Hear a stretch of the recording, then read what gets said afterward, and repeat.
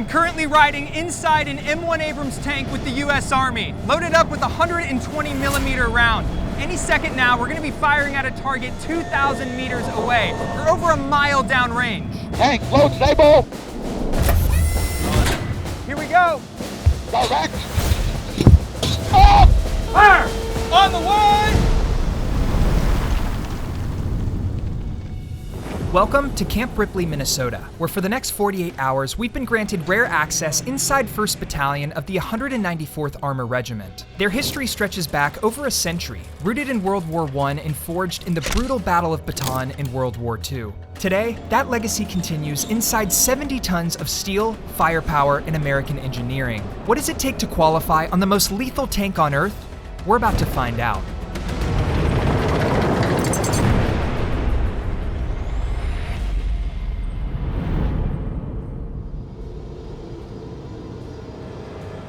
When the M1 Abrams first emerged back in 1980, it completely changed the modern battlefield. It introduced superior speed, a thick composite armor, and the ability to engage enemy targets at distances that were once unimaginable.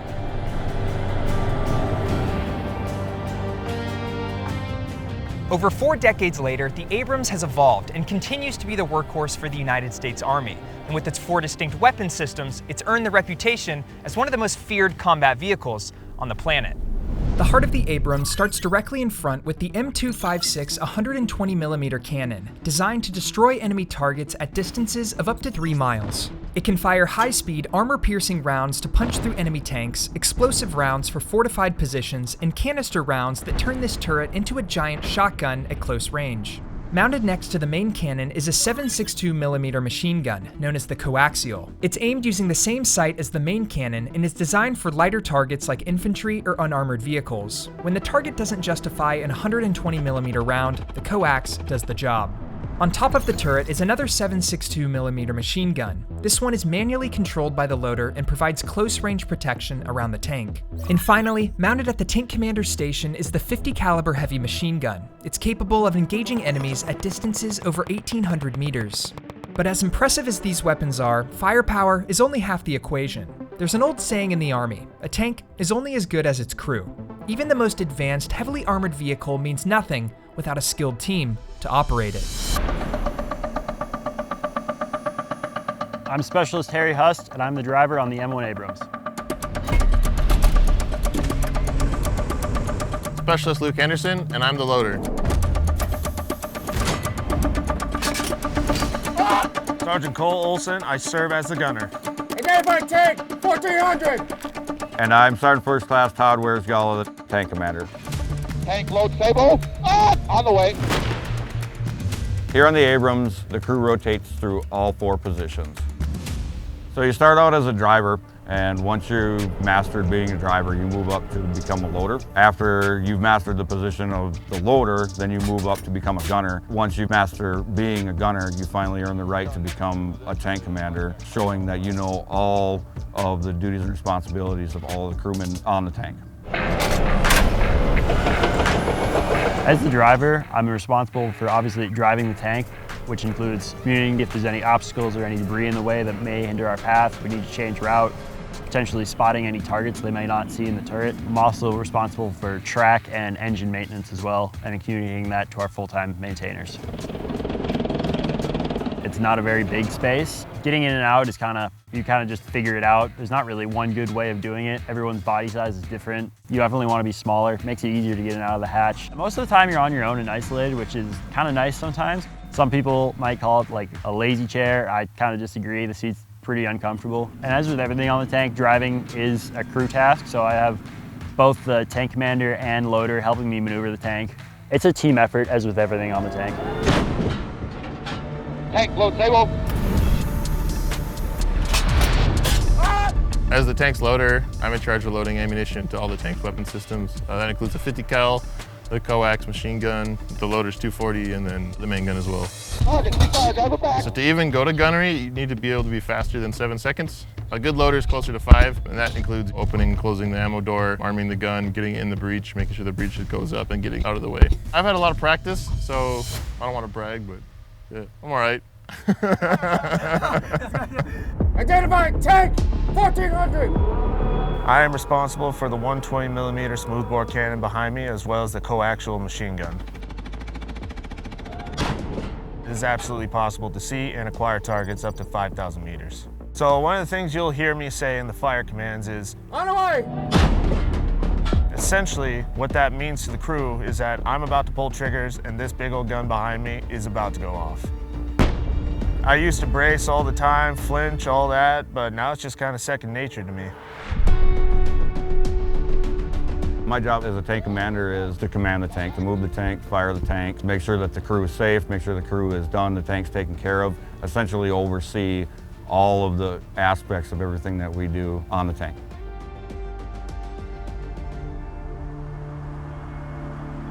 This position can be extremely exciting, but at the same time, there's a sense of nervousness knowing that you're responsible for the lives of 3 other soldiers.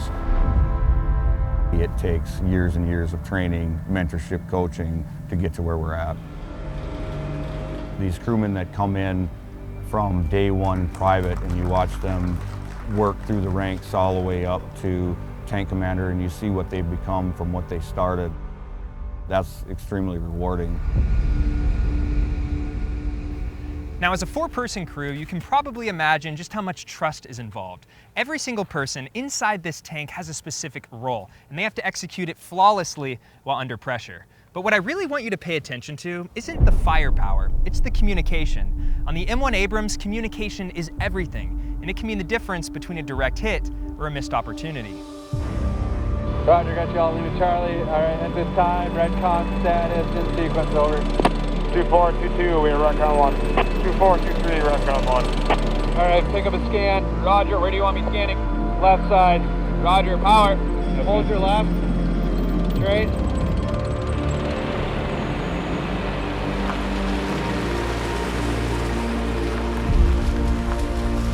Now, before we get to the live fire demo, I thought it'd be fun to show you how this 70-ton tank actually maneuvers, how it accelerates, how it handles this snowy terrain. For something this big and this heavy, you might be surprised to hear that it has a top speed of 42 miles per hour.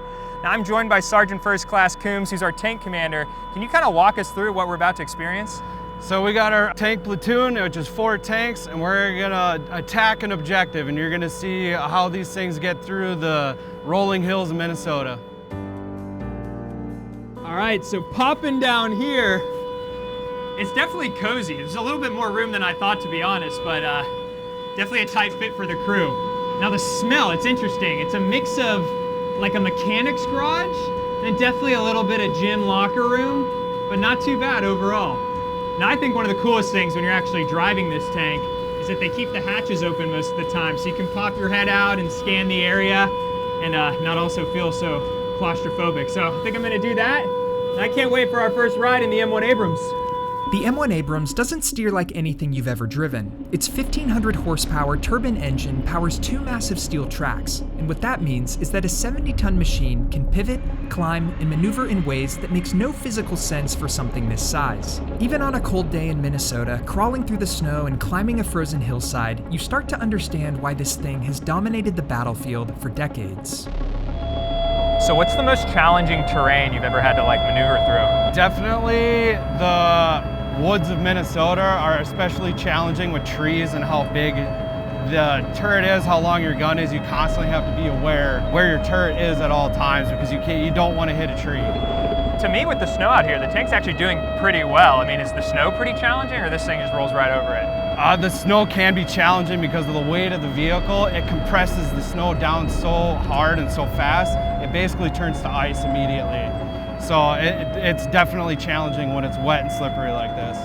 So I was pretty much told always keep one point of contact because you don't know what we're going to come up on, and it's pretty shaky here. Like I said, I'm just standing up here, so you're not too secure. Of course, if you were down firing, it'd be a lot different.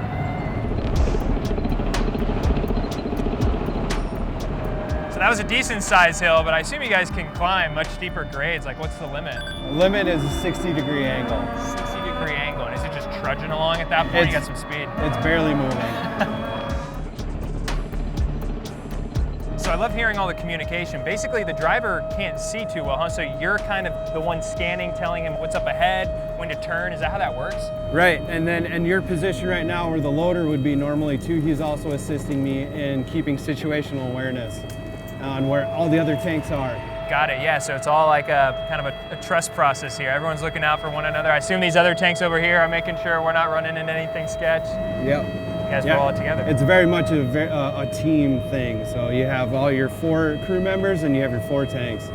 On the battlefield, a stationary target is a vulnerable one, so when the Abrams needs to reposition its firepower without exposing itself by driving into the open, it can perform what's called a pivot turn, rotating a full 360 degrees in place while locking the main gun onto any target. And if the tank is already in position, the crew doesn't need to move the hull at all. The turret can rotate independently, allowing the gunner and tank commander to scan and engage targets in any direction, whether the tank is stationary or on the move. Now in our series, Access Granted, our goal is to take you up close to things you don't often see. And one of those things you can't see on the M1 Abrams is the transmission. It's what enables the turning, the pivoting, even how smoothly this 70-ton tank is able to accelerate. Which brings us to the sponsor of today's video, Allison Transmission. Allison's legacy started in Indianapolis back in 1915, the same James Allison who helped found the Indy 500. During World War II, the company halted commercial work and started building 1,000 aircraft engines a month for the Allied war effort. Flashing forward to today, Allison builds the X1100 transmission, which powers every M1 Abrams in the field. It's fully automatic, all-American made, and purposefully designed to make it easy to repair and delivers continuous power even while shifting. That's what gives the Abrams its smooth, immediate response, keeping power flowing to both tracks, even across uneven or challenging terrain. It's that kind of mobility that gives troops an edge, and even inexperienced operators can control these tanks with precision thanks to Allison's torque management. Now the future? It's called eGen Force, Allison's next-generation hybrid electric propulsion system, designed for silent movement, reduced heat signature, and more onboard power to adapt to modern battlefield needs. Allison started in America and now powers militaries worldwide, including over 90% of US combat vehicles on the ground today. When it comes to warfighting, failure is not an option, and that's why Allison has been trusted to power military vehicles around the world for decades. So after riding in that thing, it's clear that the M1 Abrams has some impressive maneuverability. But what I'm really interested in isn't how this thing moves, it's how it fights. And next up, the crew is stepping into their live fire qualification, where they're going to be evaluated on both their speed and precision. This is Miller Range Complex, 800 acres of open terrain where the 1st Battalion of the 194th Armor Regiment is about to run their live fire qualification. The crews have spent the last few days working through engagement scenarios, dialing in their communication and procedures before it counts. That was Table 5. Today is what's known as Table 6, the real thing. A graded qualification where targets appear without warning at varying distances and the crew has seconds to respond. So I wanted to bring you guys by this station because our tank is currently being loaded up with ammunition. And check this out. This right here is the 120 millimeter M865 target practice cone stabilized discarding sabot tracer round. And it can fire just at a casual 1,740 meters per second. This round right here weighs about 45 pounds, and our tank can carry 42 of these. We're gonna be firing this in addition to the coaxial machine gun, and the loader's supposed to be able to put this into breach in under 7 seconds. Of all the jobs on the tank, I feel like the loader definitely has the hardest role. Here's how scoring works. Each target is presented for 50 seconds. The moment the driver moves out, the tank is exposed and the clock starts running. To pass, the target needs to be destroyed in under 25 seconds. Miss that window, the target drops and your score is 0. Every crew gets a single 120 millimeter round per target and up to 50 rounds of coaxial. They need to average 70 points across all engagements to qualify. Today, we'll be shooting 4 targets from 2 different battle positions, moving between covered positions and exposing ourselves only long enough to engage. Our close-range targets will be at distances of 450 and 850 meters with the 7.62 coaxial, and for long range, we'll be firing the 120 millimeter cannon at 1,300 meters, before our final shot at a target all the way out at 2,000 meters. And when it's all over, our crew will report to the master gunner for our after-action review.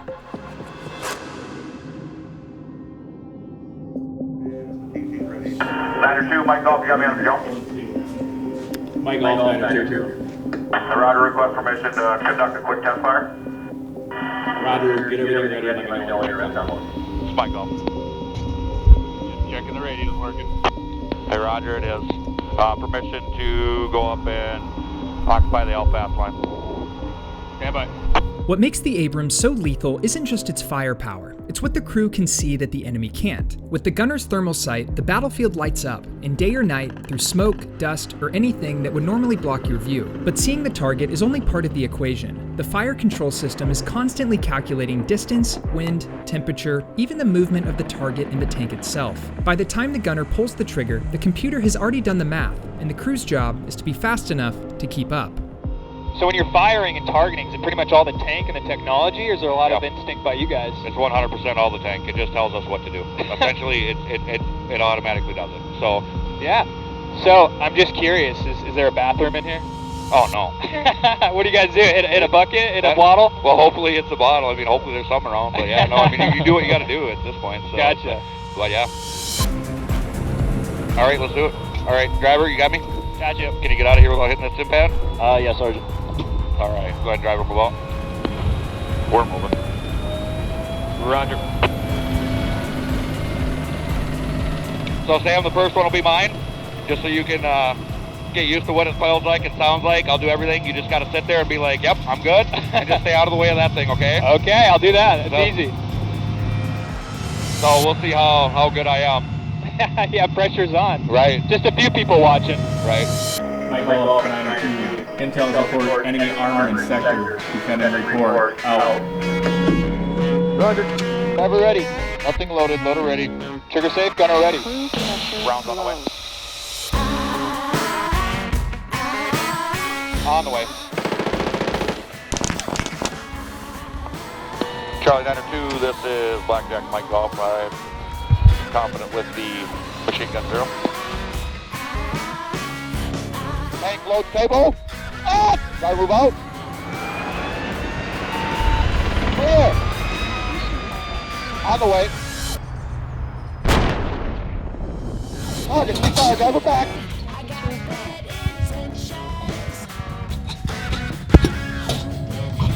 Tank load table. Ah! Gotta move out. Clear. On the way.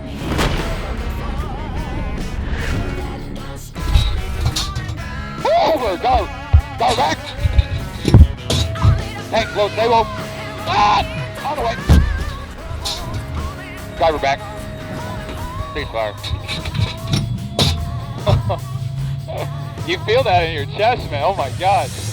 Firing a Sabo round inside an M1 Abrams is an experience like no other. From the outside, it's incredibly violent. The shockwaves snap outward in a sharp blast, kicking up dust, rattling the ground, and emitting an explosive vibration you can feel in your chest from hundreds of feet away. But on the inside, the concussion of the round is absorbed by the tank's frame, compressed into a single controlled thump. What you just saw was what it was like to fire with only 2 people, the tank commander and the loader. But now, it was my turn to play the role of the gunner and experience the cadence of what it's like to fire the M1 Abrams from the inside. All right, you guys ready? Here we go. Here we go.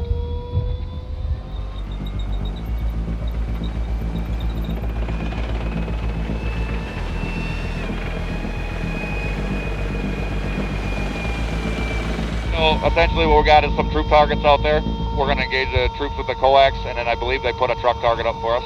This is what we use to defeat troops and unarmored stuff. So essentially it's just a 7.62 machine gun and kind of the same thing that we do with the main gun. And you're just squeezing the trigger. How many rounds are you planning on putting on target? Quite a few. Okay. However many you feel like, huh? Tower, Blackjack, Mike Golf. Gunner, coax, troops. Target identified, 450 meters. Driver, move out.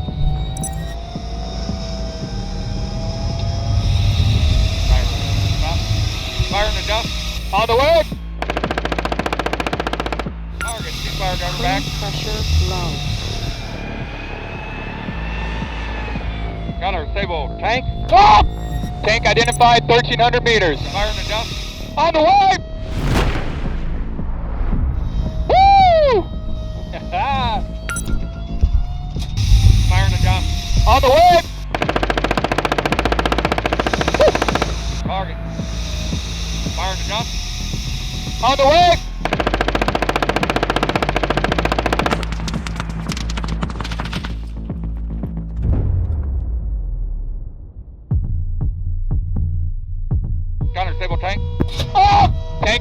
side, 2,000 meters. Try to move up.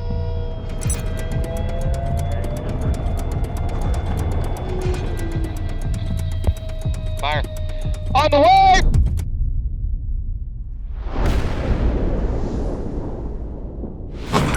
Target. Engage destroyed. Charlie there 2, Blackjack Mike Golf, engage destroyed. Roger. At this time, go ahead and back all the way down. Clear machine guns, clear main gun. Send initials and clear. We'll the RSO come clear your track. Nice work, guys. Well, I hope you had fun, Sam. That was super fun. Oh my gosh. So that was crazy. I don't really know how to describe it other than absolutely insane. Being that close to such a large gun, it was just like the most powerful feeling I've ever felt in my chest. I gotta say, these crew are incredible. But how I think we did doesn't really matter, because now we have to go face the master gunner. He was the one keeping track of every single engagement, taking notes whether we missed or hit the target. So I'm gonna get changed real quick, and then we're gonna head inside for our after-action review.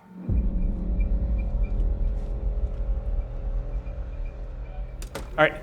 Hey gentlemen, I'm First Sergeant King. I'm the Brigade Master Gunner. I'm going to give you your AR on some of your engagements that you shot today. So we're going to start off with your 5-0 engagement. For reference, this is where your BP was. Here's the 2 targets you were shooting at. We'll play the video, then we'll talk about it. Clear. Transmission oil, temperature high. Temperature high.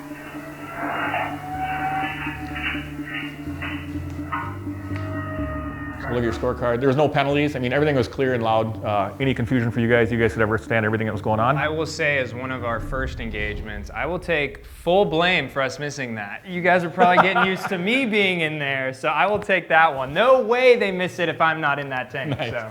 All right, so as we come across your scorecard, driver up in 10, which means you get 10 seconds definitely time to start. Target in 13, driver back.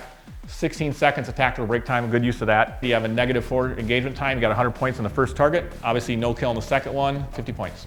So we were gonna drop to your next engagement. You did 81 points in that engagement, so it would have been qualified. You could have saved a few points in this one had you back down just for some tactical break time. Drops you down to 59 points. It's a non-qualified engagement. The last engagement was your 6-1. Engagement time of 6, you got 91 points in the first target, 73 points. 164 divided by 2 is 82. Qualified engagement, great job. Good machine gun burst on this one, good talk. Overall, it was a good engagement, good run, and you guys will be set up for success into your night run. Thanks for letting me join, guys. It was fun. It was a treat, really. Thank you. The thing that's impressed me the most out here isn't even the tanks, it's the people. These are soldiers of the Minnesota National Guard, civilians with day jobs who choose to spend their weekends putting on the uniform and maintaining one of the most complex weapon systems on Earth, standing ready for when their country calls. That kind of commitment is hard to describe, but you feel it out here, and you can tell just how much they truly care about the work they do. So we just found out that the chief of the National Guard Bureau just rolled up. He's a 4-star general, actually in the Air Force, and oversees all 450,000 men and women in the National Guard. Now we've been given the opportunity to ask him a couple questions, so I'm gonna head on over and introduce ourselves. You know, today we've talked so much about the equipment, but to me, when you zoom out, what really stands out about the National Guard isn't the tanks, right? It's the people. So what would you say about just the soldiers in the Guard? Our soldiers are always ready and always there. They're part-time, they're full-time, so they are citizen soldiers, right? So they bring these incredible mission skill sets from their civilian, whether they're a teacher or a police officer or a scientist, they bring those skill sets into warfighting as well. So whether they're doing a mission overseas or here in the homeland, they're professional, they're trained, and they're ready to go.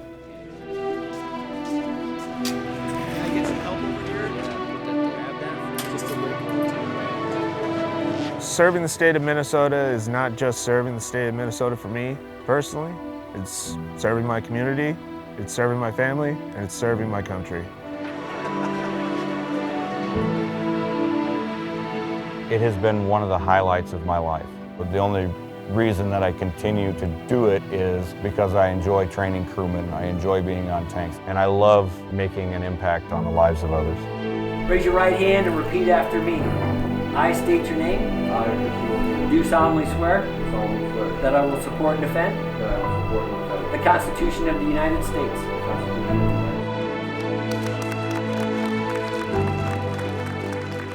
Well, a massive thanks to the Minnesota National Guard for letting us get up close to learn more about their mission. If there's one thing I've learned, is that this tank is only as good as the crew inside of it. Now, if you're interested in grabbing one of our limited edition access granted M1 Abrams patches, I'll leave a link down in the description below. But other than that, that's it from here at beautiful Camp Ripley. We'll catch you next time.